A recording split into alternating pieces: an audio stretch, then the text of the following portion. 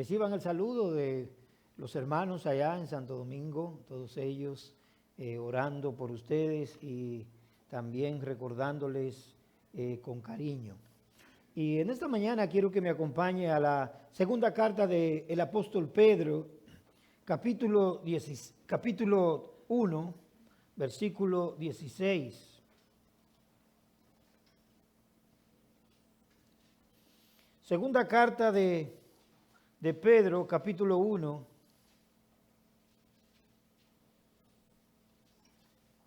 versículo 16 en adelante.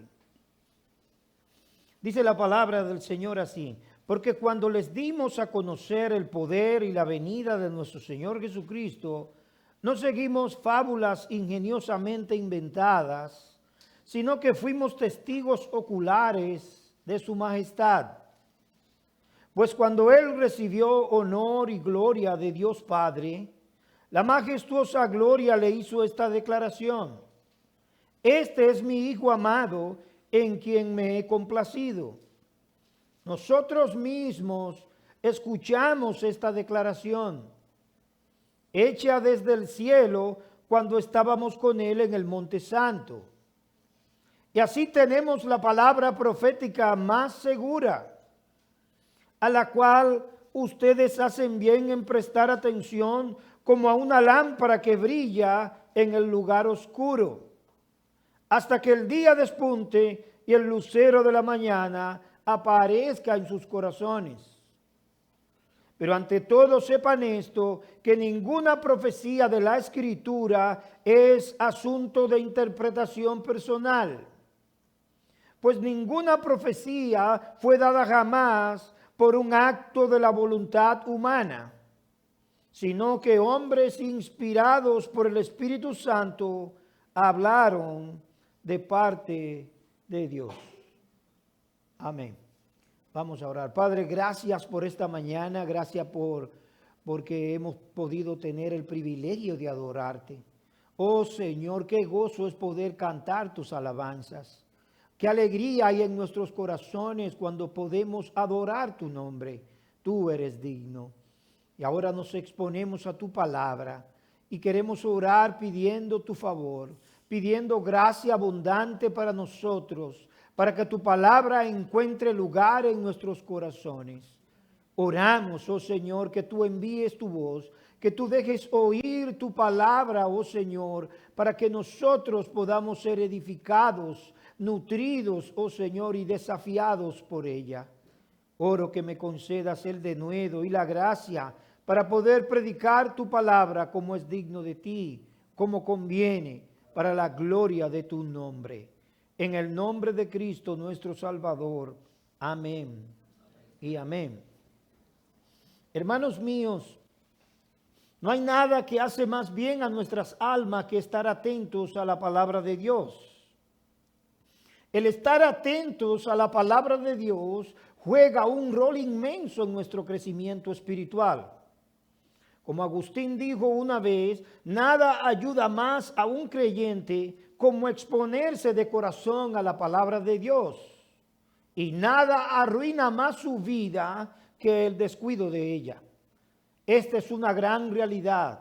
Conocemos un creyente y otro creyente. La diferencia entre uno y otro fundamentalmente reside en cómo se expone cada uno de ellos a la palabra de Dios.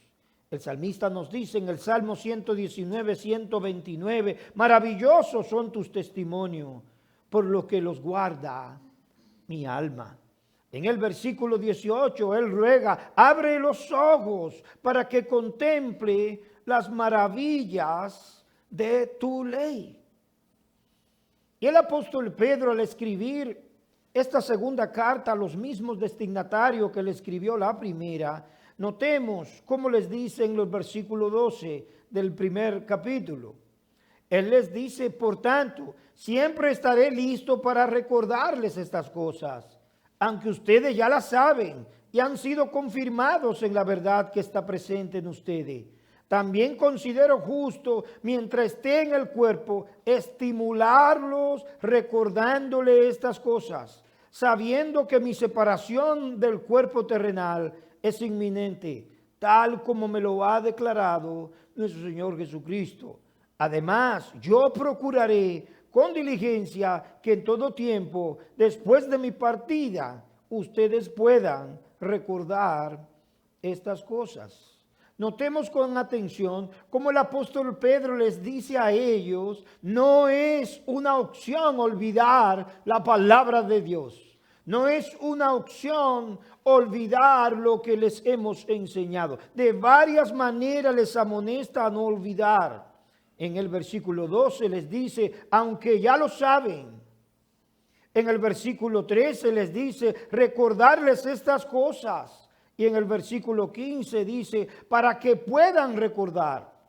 3 veces en estos textos, Él les amonesta a recordar y a no olvidar. Es un llamado a atender con persistencia a la palabra de Dios y a no olvidar.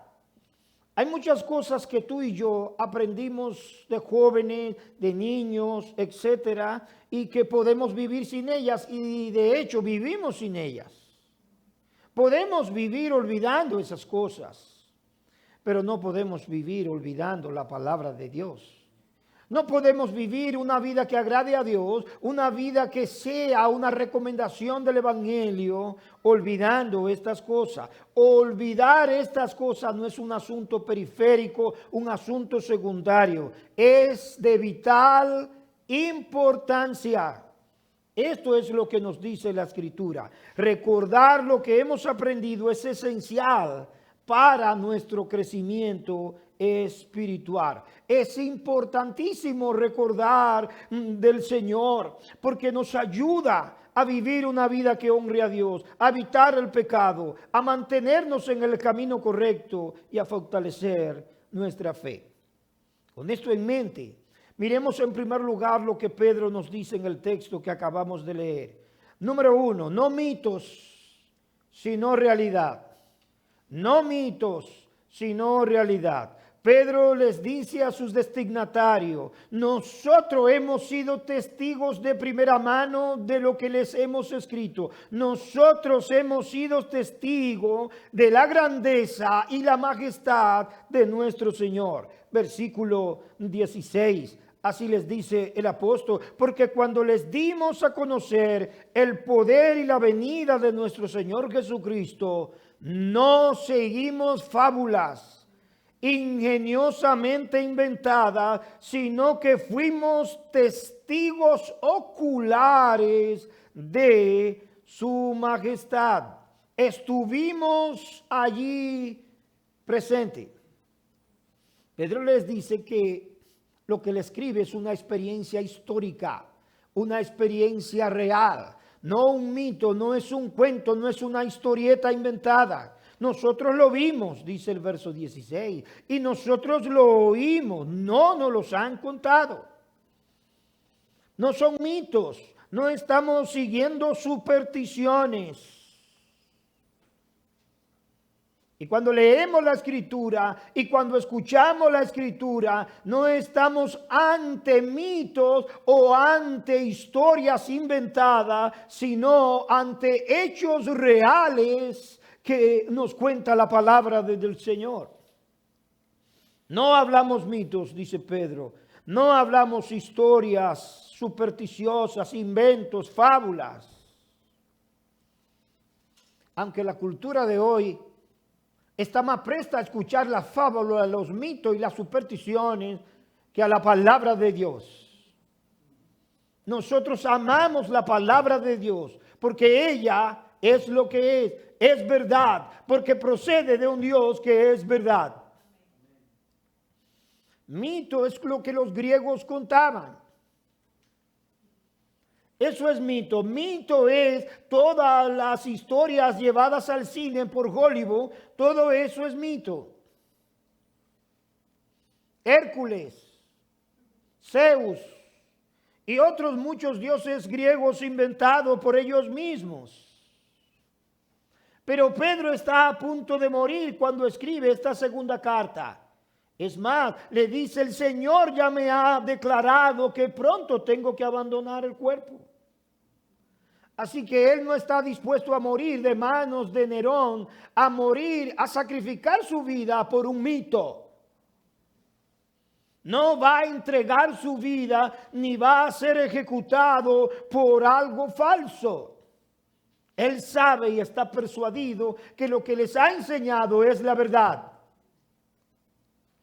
Mensaje apostólico no proviene de la mitología. Ellos fueron testigos de su grandeza y majestad.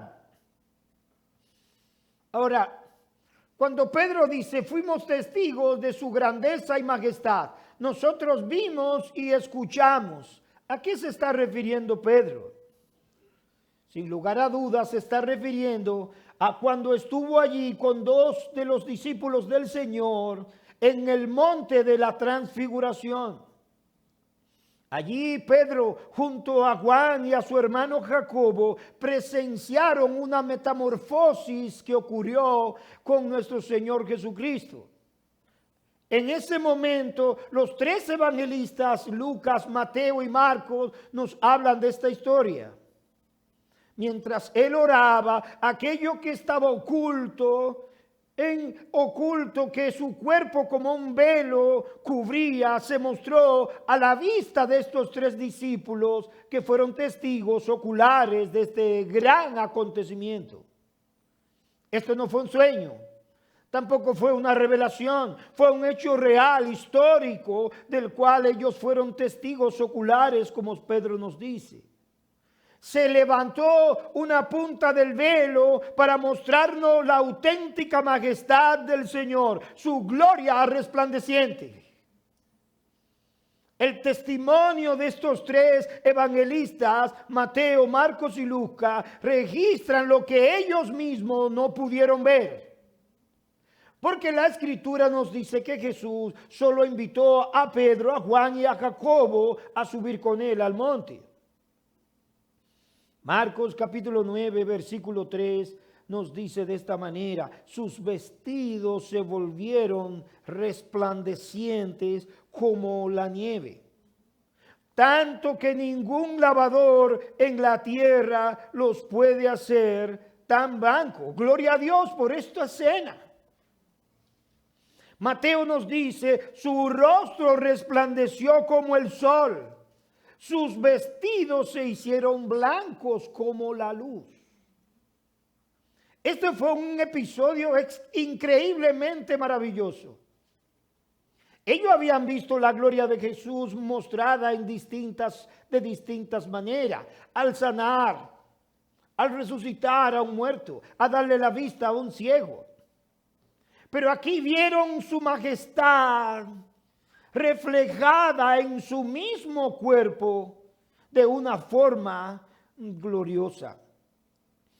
También Lucas nos escribe en Hechos capítulo 9, versículo 3, acerca de el encuentro del Señor Jesucristo con Saulo.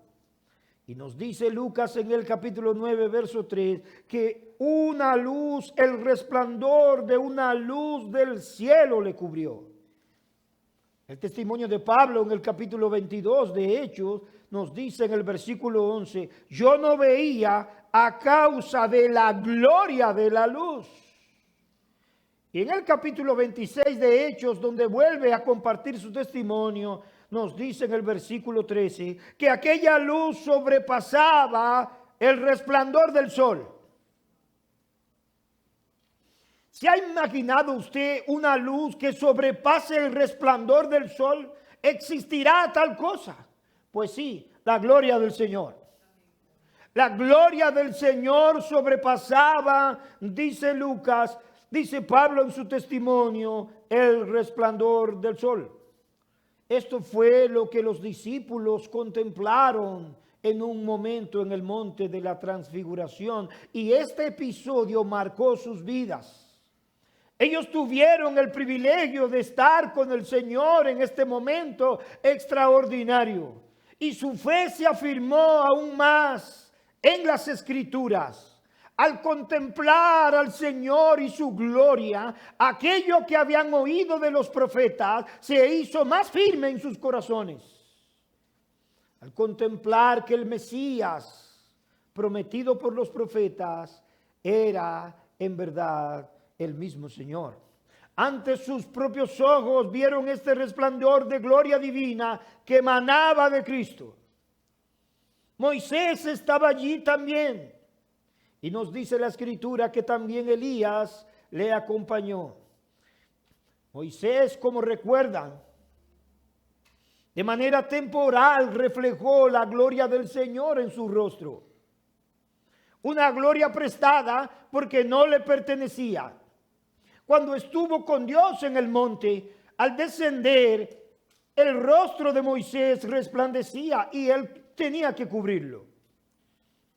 Pero era una gloria prestada ahí por poco tiempo, porque esa gloria habría de desvanecerse de su rostro. Pero Cristo mostraba su propia gloria, la gloria de su propia divinidad. No es gloria reflejada, es su propia gloria la que se manifestó allí en el monte de la transfiguración. Aquí no vieron milagro los discípulos. No vieron obra, ni oyeron una predicación, vieron la gloriosa majestad y oyeron el testimonio del Padre sobre su Hijo. Este es mi Hijo en el que se complace mi alma, a él oíd. Contemplaron su gloria, no la de Moisés, ni la de Elías, sino la gloria de nuestro Señor. Lucas capítulo 9, versículo 32 nos dice: y Pedro y los que estaban con él estaban rendidos de sueño, mas permaneciendo despiertos vieron la gloria de Jesús. Jesús mostró su gloria allí, una vez más, pero aquí se mostró esa gloria resplandeciente, su naturaleza divina manifestada. Juan nos dice de este episodio en el capítulo 1 de su Evangelio, versículo 14, y vimos su gloria como la del unigénito del Padre, lleno de gracia y de verdad. Alabado sea el nombre del Señor. Fueron testigos oculares de su grandeza, de su majestad, de su gloria, del resplandor divino como Dios, como el Hijo de Dios. Su gloria visible ante sus tres discípulos. Noten el versículo 17, Pedro nos dice su magnífica gloria. Pues cuando él recibió honor y gloria de Dios Padre, la majestuosa gloria le hizo esta declaración: este es mi Hijo amado en quien me he complacido. Los israelitas también contemplaron de alguna manera la gloria de Dios sobre el tabernáculo. Así nos dice que la nube cubría el tabernáculo. Ellos fueron testigos de la gloria de Dios o la Shekinah de Dios sobre el tabernáculo. También algunos pudieron observar la nube que llenó el templo. Pero aquí los discípulos tuvieron el gran privilegio de ver la gloria de Jesús cara a cara, brotando de dentro de él mismo. Al igual que el Padre, Él es glorioso. Al igual que el Padre, Él es divino. Al igual que el Padre, Él es majestuoso. Desde la eternidad. Moisés y Elías fueron testigos. Moisés habló de él. Elías representa a los profetas, también ellos apuntaron a Jesús. Aparecieron allí. No nos dice que era un holograma de Moisés y de Elías. No nos dice que vieron una visión de Moisés y Elías al lado del Señor. No. De una manera extraordinaria, Dios permitió que Moisés y que Elías fueran testigos del cumplimiento de lo que ellos mismos hablaron. Ellos estaban allí, Moisés y Elías, conversando con el Señor, presenciando el cumplimiento de lo que ellos anunciaron, el cumplimiento profético estaba frente a sus ojos. Moisés y Elías, que hablaron de lo que no conocían y que hablaron del que no conocieron, ahora lo estaban conociendo. Moisés y Elías tuvieron el privilegio de conocer a aquel de quien ellos hablaron, el Mesías prometido, Emmanuel, Dios hecho carne. Testimoniaron, sí, a vista de los apóstoles. El escritor a los Hebreos nos da testimonio de esto. En el capítulo 3, versículo 3, porque Pedro dijo, Señor, ¿por qué no hacemos 3 enramadas? Y de alguna manera está igualando a los 3. Pero nos dice el evangelista, y Pedro habló así, no sabiendo lo que hablaba. Es decir, estaba loco. Pedro estaba hablando lo que no entendía. ¿Por qué no hacemos 3 enramadas? Una para ti, otra para Moisés y otra para Elías. Pero una nube los cubrió y ya no aparecieron más.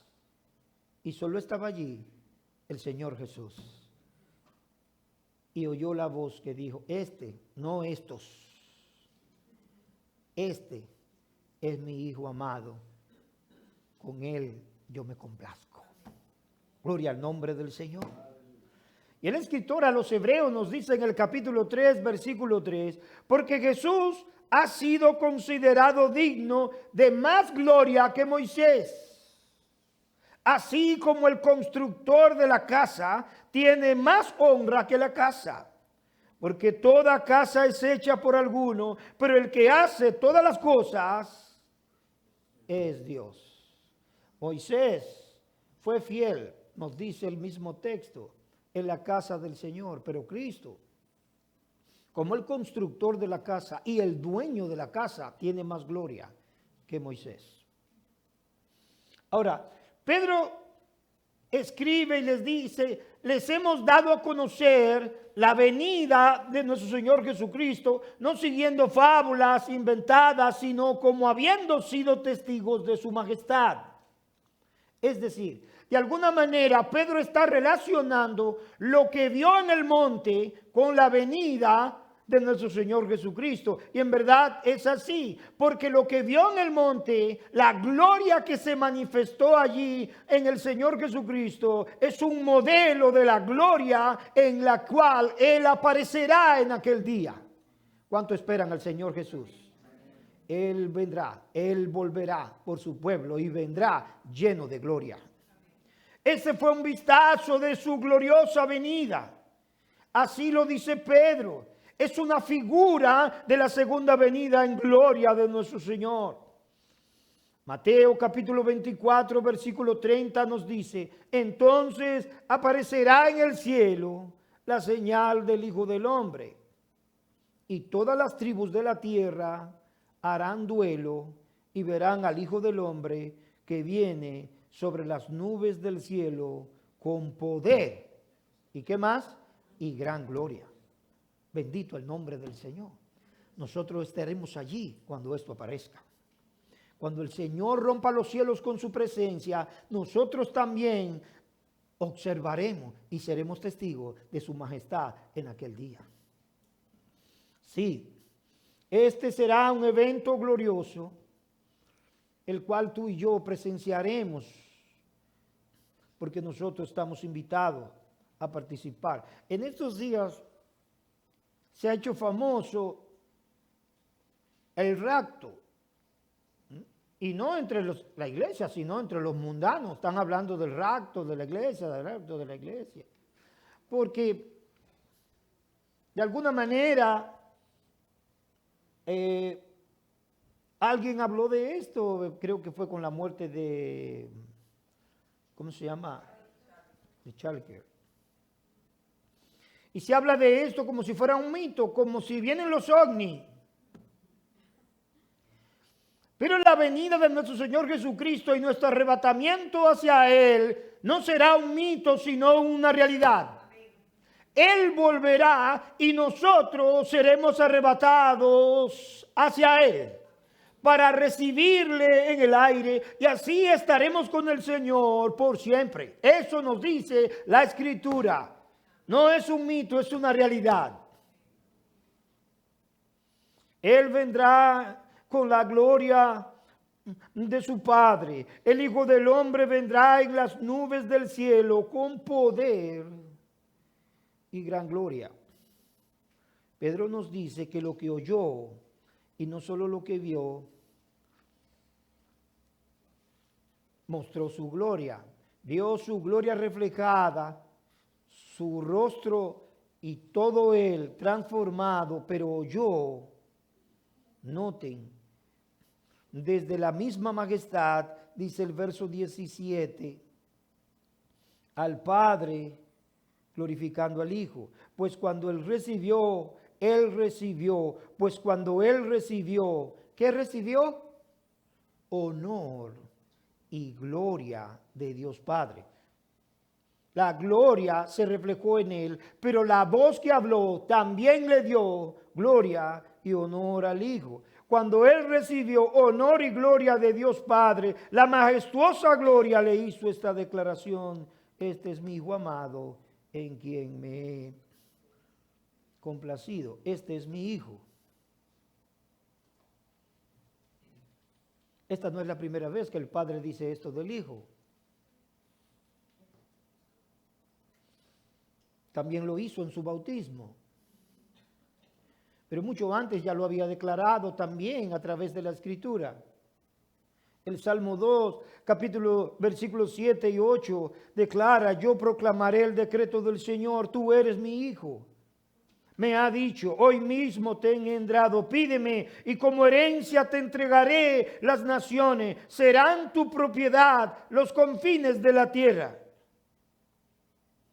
Este es mi Hijo, este es mi siervo, estoy muy complacido con él. El capítulo 42 del profeta Isaías también lo declaró: este es mi siervo, a quien sostengo, mi escogido, en quien me deleito. Sobre él he puesto mi espíritu y llevará justicia a las naciones. Pero Pedro nos dice que al contemplar la majestad del Señor, lo que ellos recibieron fue una confirmación de la palabra profética. Noten el versículo 19, como nos dice: y así tenemos la palabra profética más segura, a la cual ustedes hacen bien en prestar atención, como a una lámpara que brilla en lugar oscuro. Lo que vimos nos confirmó la verdad de la palabra profética. Lo que vimos nos ha dado más seguridad en que la palabra profética proviene de Dios. La palabra profética, el testimonio de la Escritura, confirma lo que hemos visto y lo que hemos oído tocante a él. El cumplimiento de las Escrituras nos lleva a confiar más y más en ella. Y por esto Pedro ahora les dice y les insta a estar atentos a la palabra de Dios. Les llama a prestar atención a la palabra de Dios. Prestar atención a la palabra de Dios es mucho más que leer la palabra de Dios y es mucho más que escuchar la palabra de Dios.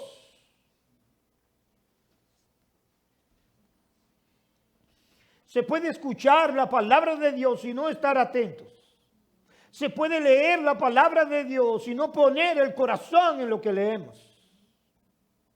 Mirad bien cómo oís, dijo el Señor Jesús.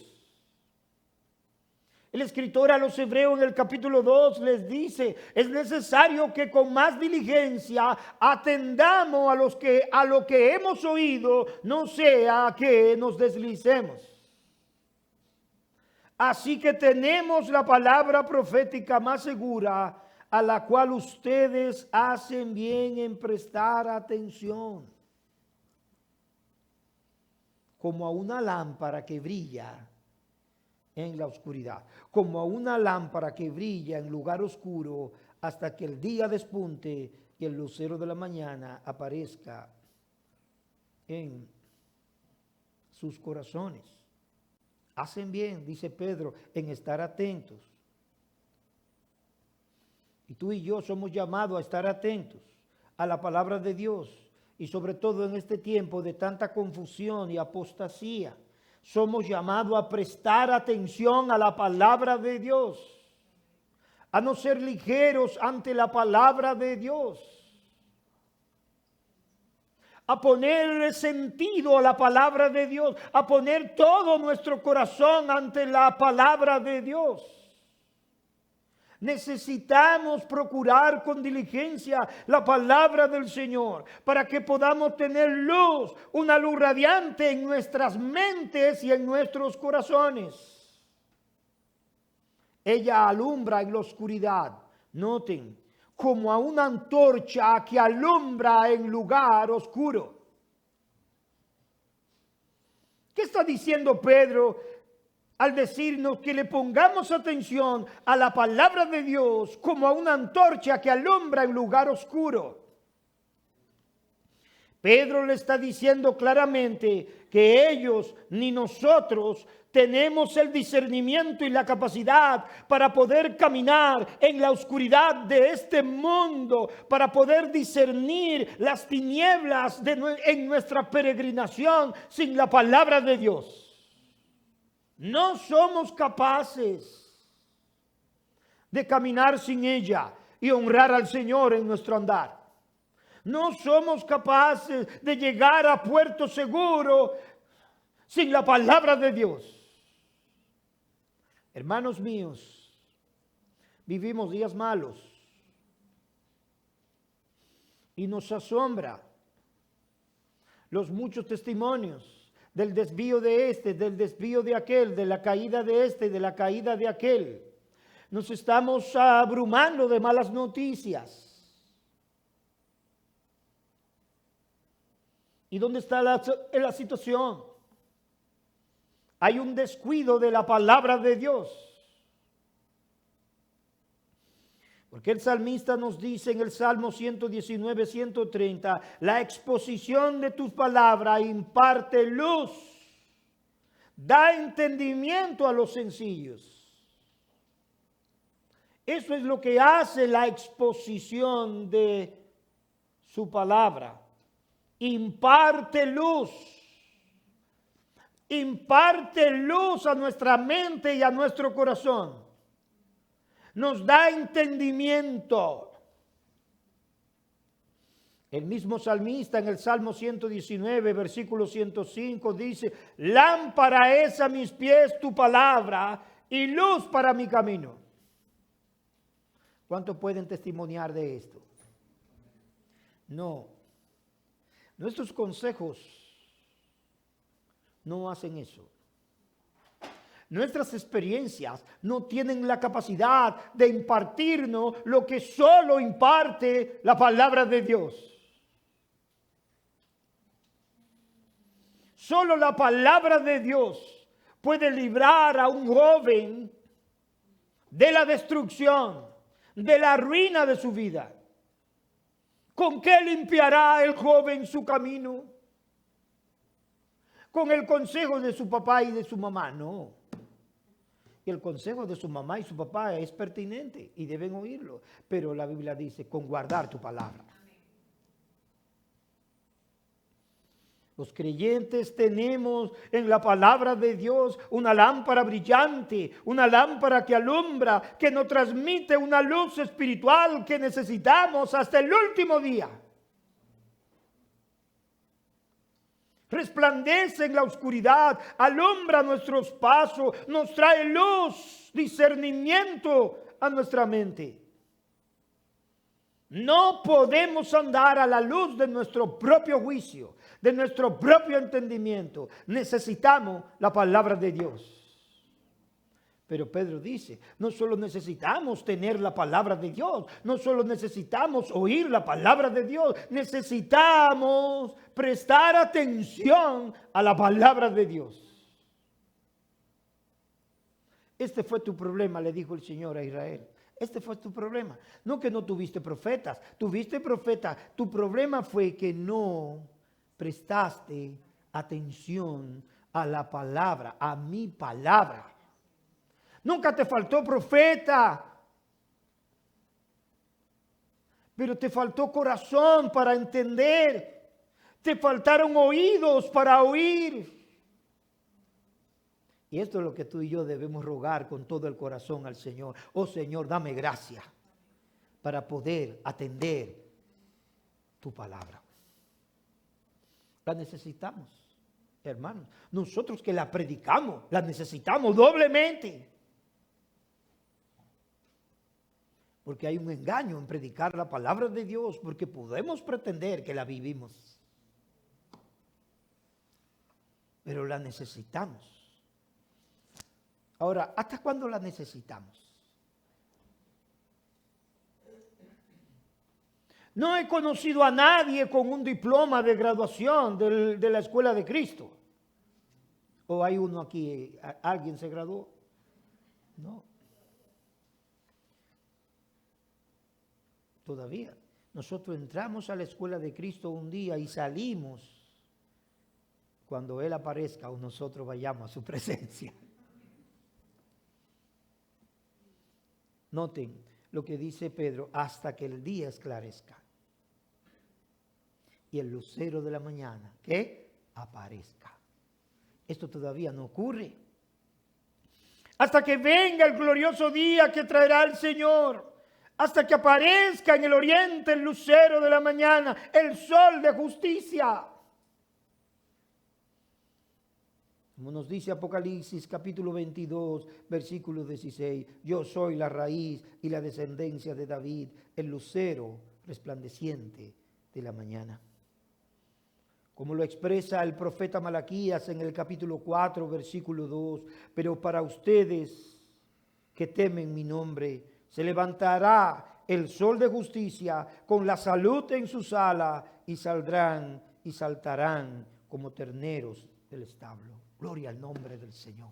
Qué día glorioso será aquel. Amén. Pero mientras tanto tú y yo estamos peregrinando. Y en este peregrinaje necesitamos prestar atención a la palabra de Dios como una antorcha que va alumbrando nuestro caminar.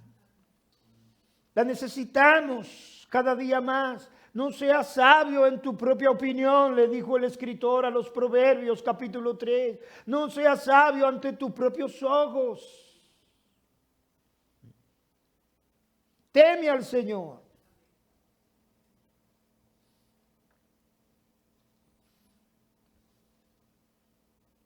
Ahora, noten el argumento que Pedro les da para que atiendan a la palabra que han escuchado. Porque nosotros fuimos testigos, les dice, porque nosotros estuvimos ahí, porque nosotros estamos persuadidos de lo que le estamos escribiendo. Pero ahora les dice en el versículo 20 y 21, les dice, ante todo sepan esto, que ninguna profecía de la Escritura es asunto de interpretación personal. Esto no es asunto nuestro. Esto no es una reunión que tuvimos Juan, Jacobo y yo para ponernos de acuerdo en lo que íbamos a escribir. Esto no es asunto nuestro. Esto no es lo que nosotros interpretamos o lo que interpretaron los profetas. No es asunto de interpretación personal, pues ninguna profecía fue dada jamás por un acto de la voluntad humana, sino que hombres inspirados por el Espíritu Santo hablaron la palabra de Dios. Debemos prestar atención a la palabra que hemos escuchado, porque es palabra que procede del mismo Dios. Porque es lo que es la palabra de Dios. Atentos a la palabra profética más segura, porque ella proviene de una sola fuente, Dios mismo. Procede de Dios. no de la voluntad de ningún hombre, dice Pedro. No es la palabra del pastor Amado que ustedes escuchan cada domingo. Escuchan palabra de Dios. No es la palabra del pastor Tomás la que ustedes están oyendo hoy. Es la palabra de Dios. Pedro le está diciendo, el origen y la fuente de la palabra de Dios es su inspiración divina. Y hacemos bien en estar atento a ella porque procede de Él. No surge de la interpretación privada de nadie. Su fuente es Dios mismo. La palabra interpretación que aparece aquí nos habla de su origen. No se origina de la fuente, de la voluntad de un hombre. No surge de la interpretación privada de nadie. No proviene, no es sino de Dios mismo. No surge del propio concepto, de la propia idea o del propio entendimiento del profeta o del escritor. Surge de Dios por su Espíritu Santo. Ninguna profecía se originó en el razonamiento privado, está diciendo Pedro, y personal del profeta o escritor. Ninguna procedió de su propio corazón, del corazón de Pedro o del de Pablo o del de alguno de los profetas, sino de Dios, el Espíritu Santo. Es decir, la escritura no es de invención humana. Su origen y autoridad provienen de Dios mismo. Notemos la expresión nunca. Nunca, dice Pedro, nunca fue por la voluntad humana, nunca fue por el deseo de alguien que dijo, a esta gente hay que decirle algo, vamos a decirle algo. No, dice, fueron inspirados por el Espíritu Santo de Dios. Pablo le escribió a Timoteo en el capítulo 2 de su segunda carta, en el capítulo 3 de su segunda carta, versículos 16 y 17, y le dijo, toda. Pedro dice, nunca fue traída por voluntad humana. Pablo le dice a Timoteo, toda la escritura es inspirada por Dios y en consecuencia es útil para enseñar, para redarguir, para corregir, para instruir en justicia, a fin de que el hombre de Dios sea perfecto, enteramente preparado para toda buena obra. Cuando la iglesia abandona la palabra de Dios, ya no es iglesia de Dios. No importa cuántas canciones cantemos. Si la palabra de Dios no resuena, allí no está la iglesia de Dios. Porque la iglesia de Dios se fundamenta, se afirma en la palabra de Dios.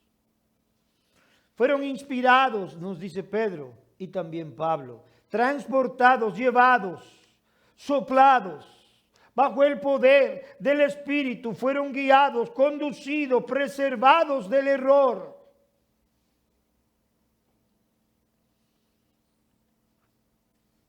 A primera vista, la fuente parece ser los casi 40 autores que tiene la Biblia. Pero si los escritores de las Escrituras son en realidad su verdadera fuente, entonces la credibilidad de la palabra de Dios estaría muy comprometida. ¿No lo cree así? Pero Pedro nos hace saber que el origen y la fuente de la palabra de Dios es Dios mismo y no los hombres. Y por eso tú y yo debemos prestar atención. Porque si desechamos la palabra de Dios, estamos desechando a Dios mismo. Fue inspirada por Dios. soplada por Dios, dada por el aliento de Dios. Los autores bíblicos fueron llevados, guiados por Dios para escribir lo que escribieron, para hablar lo que hablaron. El autor primario quiere decir que es el Espíritu Santo de Dios, nos dice Pedro. El autor secundario es el hombre que fue usado por Dios para escribir. Sí, para escribir según sus facultades humanas e individuales. Cada autor escribió de manera diferente, según su estilo, según su contexto, según su educación, pero Dios estaba sobre todo, en todo y a través de todos ellos. Dios le guió de manera sobrenatural, guió sus mentes, sus corazones, su voluntad, de tal forma que pensaran y escribieran solo lo que Dios quería que escribieran. Lo que Dios quería que dijeran, respetando su estilo, su cultura y su formación. ¿Cuánto de ella? Toda ella. Cada palabra de las Escrituras es inspirada por Dios. No tienen más credibilidad cuando leemos las Escrituras, las que están en rojo que las que están en negro. No tiene más credibilidad el Génesis que Mateo. No tiene más credibilidad los Salmos que Apocalipsis. Toda ella procede del Señor. Y es verdad. Él guió de manera sobrenatural. Los preservó. Cada palabra es inspirada. Hasta una jota, hasta una tilde. Cada cosa en ella, cada letra, cada sílaba. Todas y cada una de sus partes. Sus historias, sus citas, sus ideas, sus frases. Todo lo que está ahí ha sido soplado por la boca de Dios. ¿Cuántos aman la Escritura? Somos llamados a prestarle atención. Cuando la recibimos en nuestros devocionales personales, cuando la recibimos expuesta desde el púlpito, cuando la recibimos en un grupo pequeño, donde quiera que nos exponemos a la palabra de Dios, debemos prestar atención a ella. Sí, el salmista en el Salmo 119, 160 dice, la suma de tu palabra es verdad. Y en el Salmo 19, verso 7 nos dice, la ley del Señor es perfecta, que restaura el alma, convierte el alma. Bendito sea el nombre de nuestro Señor. Y si la palabra proviene de Dios, también su autoridad proviene de Él. Ella tiene la autoridad de Dios. En consecuencia, es la única que tiene autoridad para atar nuestras conciencias. Es la palabra de Dios. Nadie ni nada tiene la autoridad de las Escrituras para gobernar nuestras vidas. Ni la tradición, ni las revelaciones, visiones o sueños. La palabra de Dios es la única autoritaria para guiar, para gobernar nuestras almas. Rechazar cualquier parte de la Escritura es rechazar a Dios mismo. La Escritura es la autoridad final, solo ella. La autoridad de la Escritura es independiente del paso del tiempo, hermanos. Tiene tanta autoridad hoy como la tuvo ayer. Tiene tanta autoridad hoy como la tuvo cuando Pedro le escribió esta segunda carta. Y necesitamos la ayuda del Señor. ¿Cuántos se sienten necesitados de la palabra del Señor? Que el Señor nos conceda gracia.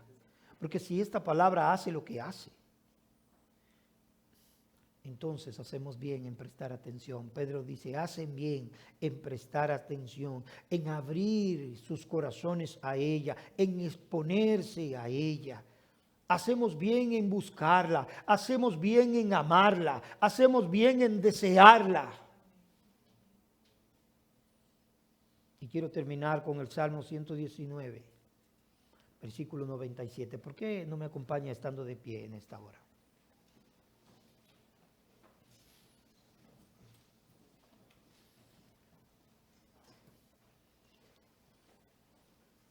Dice el salmista en el Salmo 119, 97. Oh, cuánto amo tu ley. Todo el día es ella mi meditación. Tus mandamientos me hacen más sabio que mis enemigos, porque son míos para siempre. Qué lindo, hermano. Son míos, dice. Son míos, quiere decir, me he apropiado de ellos. Los he hecho míos, son míos. Tengo más discernimiento que todos mis maestros, porque tus testimonios son mi meditación. Entiendo más que los ancianos, porque tus preceptos he guardado. De todo mal camino he refrenado mis pies para guardar tu palabra. No me he desviado de tus ordenanzas, porque tú me has enseñado. Cuán dulces son a mi paladar tus palabras, sí, más que la miel a mi boca. Amén. Padre, te damos gracias en esta hora. Oh Señor, gracias por tu palabra, porque ella alumbra como una antorcha en lugar oscuro. Gracias por tu palabra que alumbra nuestros ojos, que le dan discernimiento a nuestro corazón. Gracias porque por ella fuimos transformados, porque nos hiciste nacer de nuevo por tu palabra. Gracias, porque por tu palabra abriste nuestros ojos oscurecidos. Gracias, oh Señor, porque quitaste la venda de nuestros ojos. Ayuda. Te necesitamos, Señor. Por favor, Señor, concédenos corazones dóciles, que puedan atender tu palabra, que puedan inclinarse ante ella en obediencia. Danos corazones buenos, oh Señor, que amen los dichos de tu boca. Ayúdanos, Padre, en nuestro peregrinaje. Mira que estamos transitando por un mundo perverso, una generación adúltera. Oh Señor, concédenos corazones dóciles ante tu voz. Ayúdanos a prestar atención a tu palabra. Oh Señor, concédenos corazones que la atesoren, que la hagan suya. Oh, para que esta palabra no torne vacía, sino que haga aquello para lo cual tú la envías. Oh Señor, queremos crecer en gracia y en el conocimiento tuyo. Concédenos tu palabra. Ayúdanos, oh Señor. Concédenos, oh Señor. Padre, hazlo conmigo y hazlo con tu pueblo, porque te lo pedimos en el nombre de Jesús, nuestro Señor y Salvador. Amén y amén. Gracias, Jesús.